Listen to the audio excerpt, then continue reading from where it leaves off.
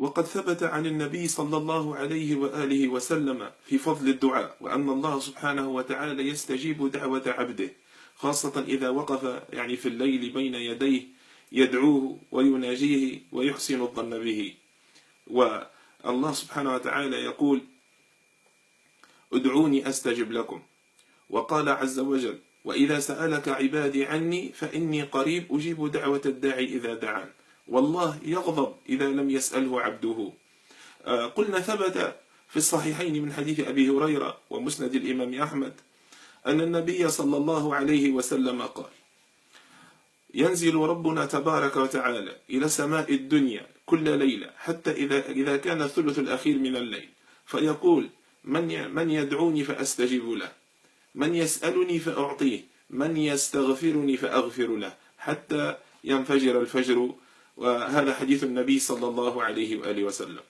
وجاء في السنن وصحيح ابن حبان من حديث عبد الله بن بريدة عن أبيه عن النبي صلى الله عليه وسلم أنه قال: أنه سمع رجلا يدعو بهذا الدعاء ويقول: اللهم إني أسألك بأني أشهد أنك أنت الله الأحد الصمد الذي لم يلد ولم يولد ولم يكن له كفوا أحد. فقال النبي صلى الله عليه وسلم: لقد سأل الله باسمه الذي إذا سئل به أعطى، وفي لفظ: باسمه الأعظم الذي إذا سئل به أعطى وإذا دعي به أجاب.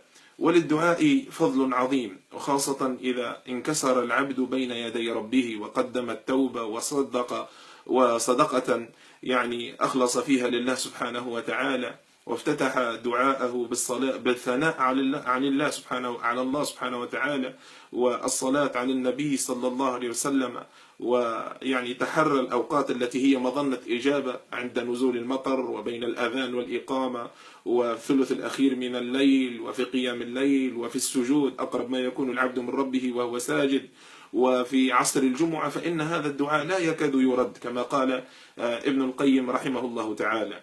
والنكبة التي حصلت للبرامكة، وتعرف يعني بنكبة البرامكة الذي نكبهم هارون الرشيد، يعني بين ليلة وضحى، بين ليلة وعشية، يعني هكذا، وقيل دون سبب، انقلب عليهم فجأة واحدة. وهارون الرشيد يعني كان قد بجلهم وقربهم، وكان البرامكة وهم من الفرس، هذا يعني خالد بن يحيى أو يحيى بن خالد البرمكي كان أبا هارون الرشيد من الرضاعة، رضع مع ابنه جعفر، فقربهم هارون الرشيد وملكهم وأعطاهم حتى عرف زمانهم بدولة البرامكة، وسادوا ورادوا وجمعوا الأموال وأنفقوا أموال عظيمة وحكموا المشرق والمغرب وذاع صيتهم في ذلك الزمان. ولكن فجأة انقلب عليهم هارون الرشيد دون سبب، وقيل بسبب بيت للشاعر عمر بن أبي ربيعة الذي يقول يعني: ليتها هندا أنجزتنا ما تعد واستبدت مرة واحدة، إنما العاجز من لم يستبد.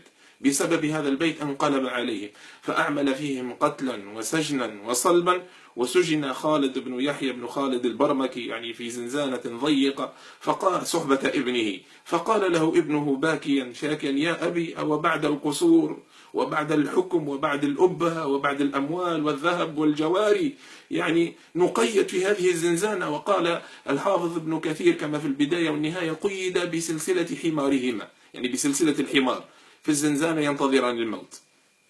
فقال خالد يعني ابن يحيى ابن خالد البرمكي كلمته المشهورة، كان لبيبا عاقلا: يا بني، لعلها دعوة مظلوم سرت إلى الله بليل، غفلنا عنها ولم يغفل عنها الله. وكما قال يعني أبا البقاء الرندي في رثاء الأندلس: لكل شيء إذا ما تم نقصان فلا يغر بطيب العيش إنسان، هي الأمور كما شهدتها دول، من صره زمن ساءته أزمان، وهذه الدار لا تبقي على أحد ولا يبقى على حال لها شان، تبكي الحنفية السمحاء من أسف كما بكى لفراق الألف هيمان.